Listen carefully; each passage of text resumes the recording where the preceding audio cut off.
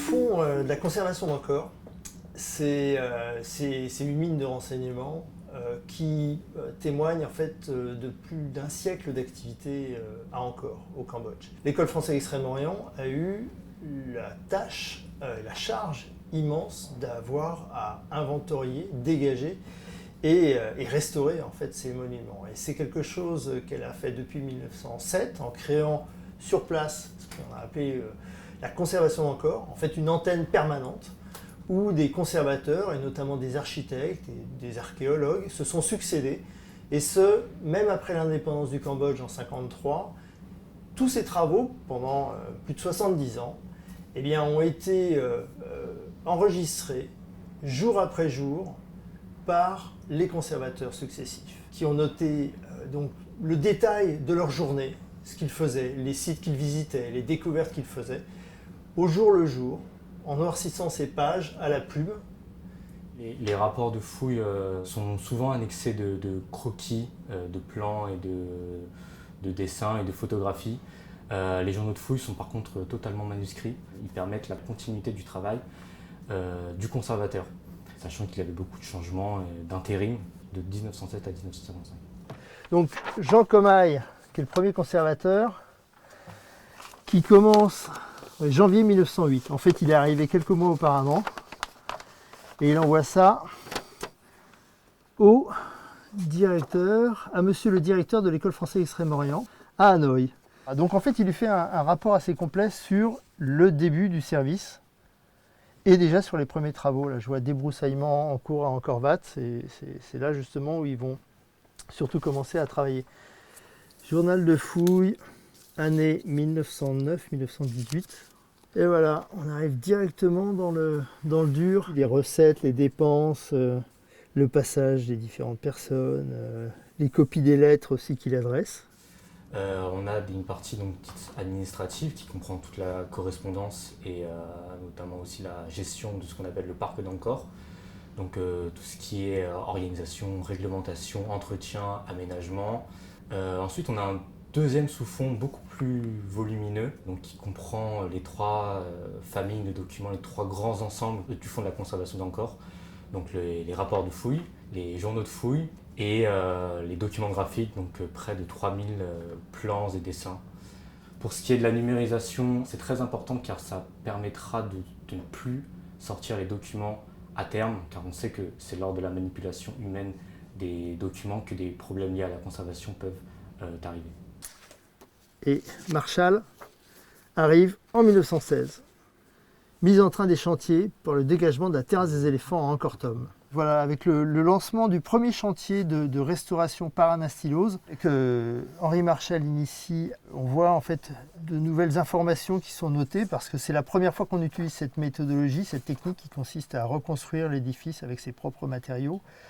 Et là, on voit justement le détail, par exemple ici, du calage des premières assises pour bien vérifier quand on remonte l'édifice qu'il est bien assemblé.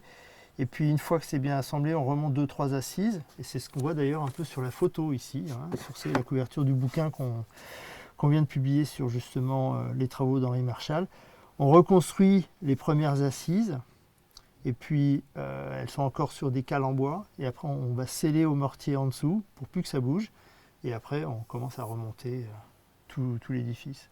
C'est des informations qui, pour la plupart, sont totalement inédites, n'ont jamais été réutilisées par ailleurs, mais qui sont encore contenues dans ces journaux de fouilles. Donc il y a vraiment là une mine de renseignements pour l'archéologie d'Angkor. Puis un deuxième élément qui est encore plus d'actualité, c'est pour la conservation de ces monuments. La majorité des monuments ont été donc dégagés, restaurés, en partie ou en totalité, par l'École française d'Extrême-Orient et la conservation depuis 1908. Et on continue encore et toujours à restaurer encore et à les conserver. Et donc il est aussi très important d'avoir l'archive, d'avoir l'information des travaux qui ont été réalisés pour les FEO, qui interviennent toujours à Angkor, mais aussi pour les autorités cambodgiennes, et notamment l'autorité Apsara, et toutes les équipes internationales qui sont très actives sur le site depuis sa réouverture en 1992 et son inscription au patrimoine mondial. Journal de fouilles 1931. Sachant qu'on a une copie dactylographie aussi de l'époque. Georges Trouvé, très consciencieux. Il faut voir aussi que quand même ces journaux, il les avait aussi sur le terrain. Même s'il écrivait un peu chaque soir en rentrant, etc., il fait chaud, il y a des moustiques, c'est tout le long de l'année, donc tu as la saison des pluies, etc. Et je peux t'assurer que pour écrire à la main, ça bave, c'est terrible. Et donc, je trouve qu'ils sont très très propres par rapport aux conditions dans lesquelles ils ont été faits, parce que c'est très lisible encore. C'est propre, en plus c'est crayonné, colorié. Donc Bernard-Philippe Grolier, qui parle essentiellement du Bas-Pointe, qui était le gros chantier et qui est demeuré le plus gros chantier de restauration et d'anastylose encore, et même en Asie du Sud-Est, qui est un chantier d'un temple montagne justement qui est complètement constitué de sable compacté derrière des parements de grès qui se sont affaissés au fil des siècles.